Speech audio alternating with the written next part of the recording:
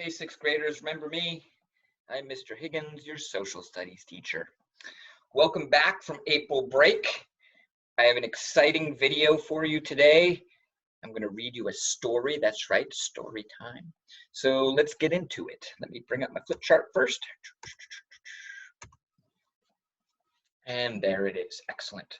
So our focus question for today is about the story I'm going to be reading you.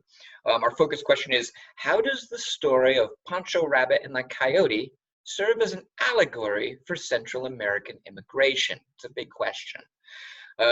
Today's lesson is a little bit of a long one. I have some announcements. I'm going to talk to you about what an allegory is. I'm going to read you the story, and then I'm going to review today's workload. So sit tight.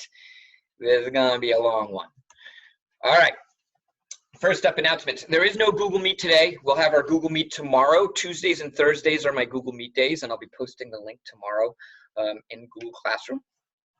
Tomorrow during our Google Meet, what we're going to be doing is I'm going to answer any questions you might have about the story and the lessons that we're going to be working on. And then we'll talk a little bit about April vacation, because that's what we do, right? Like if this was class right now and we just got back from April break and we were sitting in room C203, we'd be talking about what was April vacation like for a little bit. So I'll start. Okay. My April vacation was great. As you can see from this photo, a lot of dog walks. Look at how cute the dogs are walking through a stream because it's getting a little warmer. Other exciting news is, I can't believe this happened to me, but I became a gamer. That's right.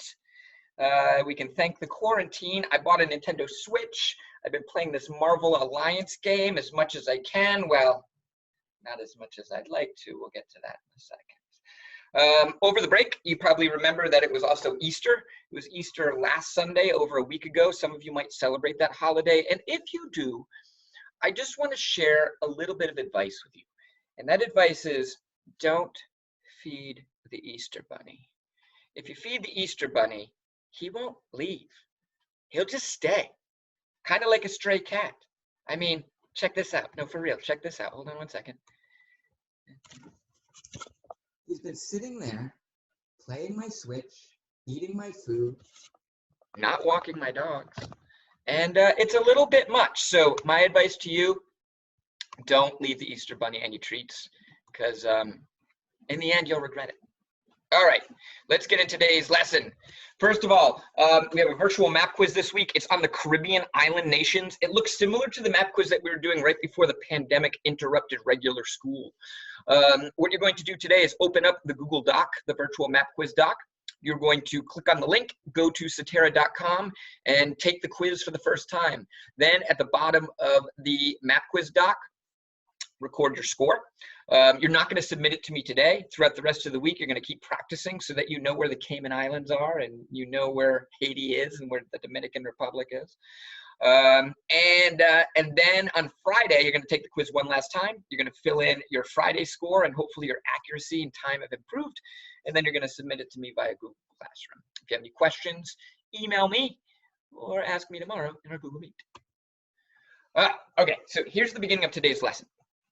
The focus question for today is, how does the story of Pancho Rabbit and the Coyote serve as an allegory for Central American immigration? Now, to answer that question, which we'll be doing over the course of the next couple of days, you have to know what an allegory is. If you pay close attention in class, you might already know what this word means, because I use allegory as my favorite way of teaching.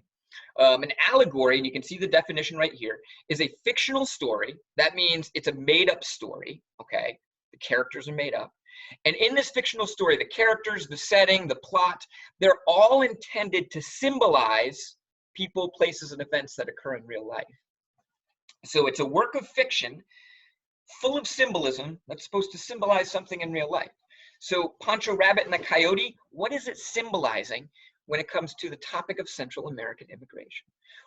One allegory that we read earlier in the year was Bob Moves to Anarchia. So that was the fictional story.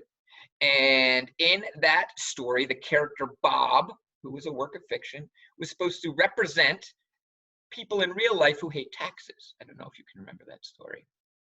All right, moving right along. Before we start today's reading, before I read this story to you, I want to activate some background knowledge, which is always a great thing to do before you do any sort of academic reading. So we know our topic is Central American migration, and we learned about a month ago that each year thousands of people from Central America leave their countries and they move to the United States. And we looked at some pictures like these right here. I don't know if you can remember these. And then we looked at this set of pictures too, kind of what the journey looks like.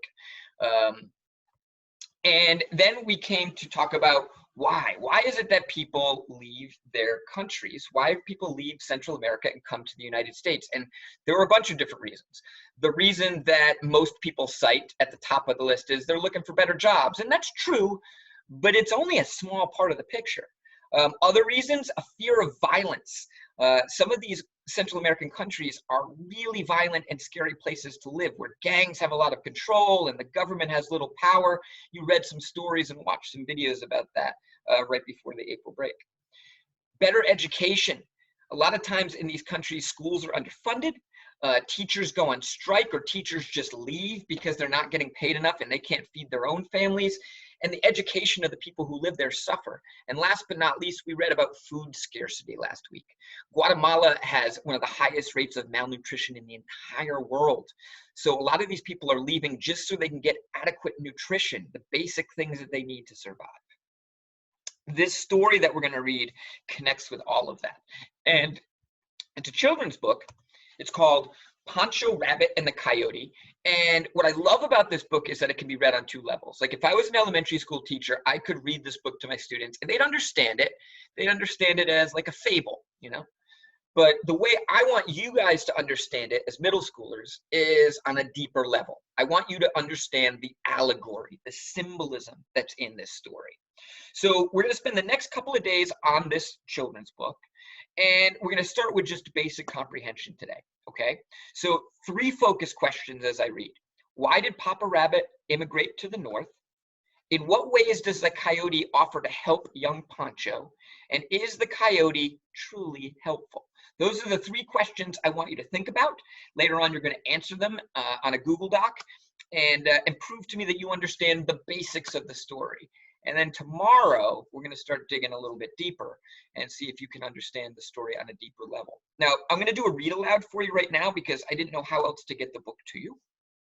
There's also another read aloud that's on YouTube that I linked in the classwork section. So if you don't want to hear me read it, you can hear someone else read it who probably sounds better. And that link again can be found right in the classwork section. All right, here we go. Hold on a second. I got to open the book. So again, it's called Pancho Rabbit and the Coyote. Get ready for story time. All right. One spring, the rains did not come and the crops could not grow. So Papa Rabbit, Senor Rooster, Senor Ram, and the other animals from the rancho set out north to find work in the great carrot and lettuce fields. There they could earn money for their families. You can see them all leaving their families right there. All right, next one. Many harvests went by, and it was finally time for Papa Rabbit to return home. His family was preparing a big fiesta. Everyone on the rancho was excited to see him, especially Pancho Rabbit, his eldest son. I heard Mama telling Senora Duck that Papa saved enough money in El Norte so that he won't ever have to leave us again, Pancho told his brothers and sisters. They were hoping Mama cooked Papa his favorite meal, mole, rice and beans, a heap of warm tortillas, and a jug full of fresh aguamiel. And you can see all the food on the table, and the rabbits are talking, which is weird because rabbits can talk. It's a story, it's fiction. Relax. All right, next. The musicians arrived and began to tune their instruments while Pancho and his sister hung papel picado to decorate the patio. The rabbit's friends from the rancho began to arrive. Here is the papel picado. I just like saying that. Okay, next page. So here we are at the party. They listened to the musica, they ate some mole, and they waited and waited. But Papa Rabbit did not appear. He must have had a late start, said Mama Rabbit. Maybe the weather was bad and he had to find shelter, said Pancho's youngest sister. They waited some more, but still Papa was not to be seen. When it was dark, The musicians and the guests said their goodbyes and headed home. Your papa will certainly arrive by morning, Senora Duck told Pancho and his family. And there's everyone leaving. Oh, look at Senora Duck. She has a beautiful headscarf. After waiting and worrying long into the night, the rabbit family finally went to bed. Except for Pancho. I have to find my father, he thought. He packed Papa's favorite meal, mole, rice and beans, a heap of still warm tortillas, and a jug full of aqua-meal, and he placed it in a mochila to carry on his back, and he headed out. So there's his family sleeping, and you can see Pancho is sneaking out to go find his dad. Pancho followed the stars north. After walking a while, he met a coyote. Good evening, little rabbit. Where are you going? Good evening, Senor Coyote. I'm going north to meet my papa, who has been working in the lettuce and carrot fields, replied Pancho. It'll take you days and days to get there on this trail, replied the coyote. I can show you a shortcut. That is, if you give me the sweet and spicy mole you have. I smelled it a mile away. Pancho did not wish to give his father's mole away, but he missed him terribly. As long as it gets me closer to Papa, he said, and he let the coyote have the mole. Oh, this picture should look familiar if you remember the pictures we studied about immigration. Hint, hint. The coyote led Pancho to the train tracks. As the sun rose, he showed Pancho how to jump onto a passing car. The train was running so fast, poor Pancho almost fell off. Oh, this picture might look familiar too. They rode atop the train, zooming through the countryside. When the train slowed for a curve, Pancho and the coyote leaped off. We must now cross the river, said the coyote. Senor Coyote, I don't know how to swim, said Pancho. The water was murky and rushed by very fast. He was scared. I can help you reach the other side, said the coyote, but I will be exhausted after I do. Once we are across, I will need to eat the rice and beans you are carrying to regain my strength. Fine, said Pancho, as long as it gets me closer to Papa. The coyote picked up a tire that was junked on the riverbank. Pancho gathered all his courage and held on tight. Splash! They jumped into the river. The coyote helped him float to the far bank. And although he did not want to, Pancho gave the coyote the rice and beans, just as he'd promised. Oh, look at this picture. Kind of scary. The sun was high in the sky now.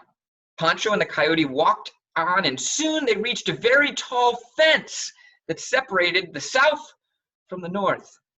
It was impossible to jump or climb over that fence. There is a tunnel we could use, said the coyote, but the snakes watch it. If you give them the tortillas you are carrying, I'm sure they'll let you through.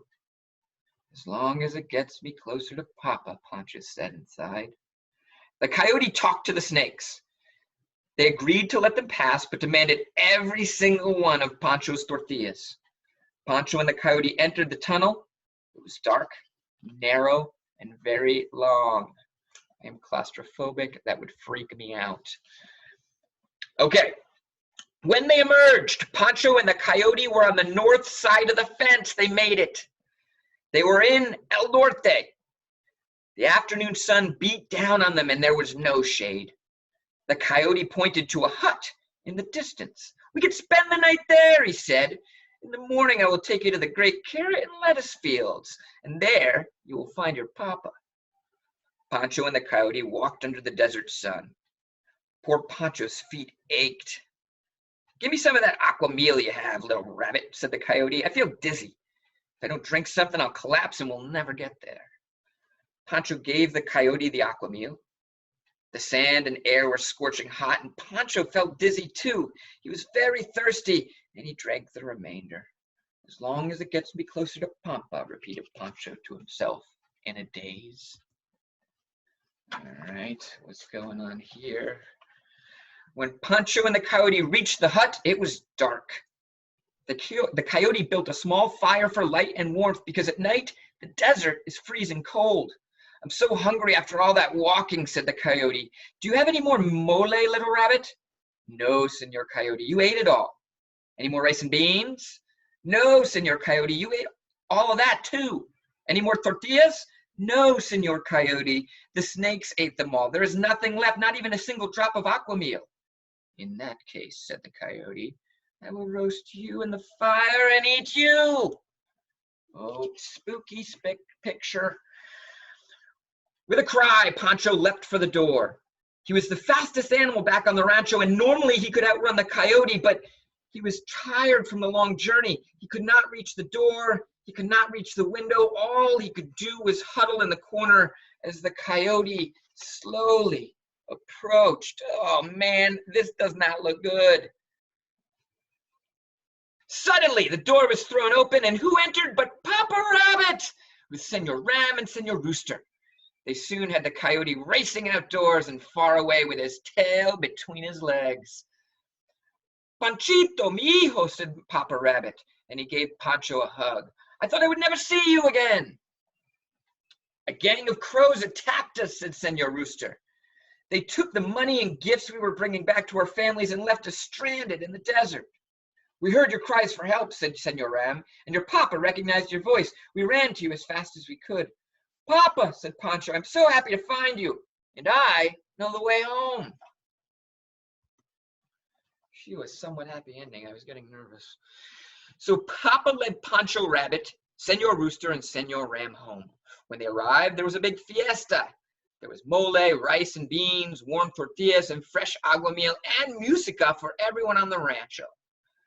Pancho told his brothers and sisters about all the dangers he and Papa had faced. Please don't leave us again, said the rabbit children. We were so worried for you.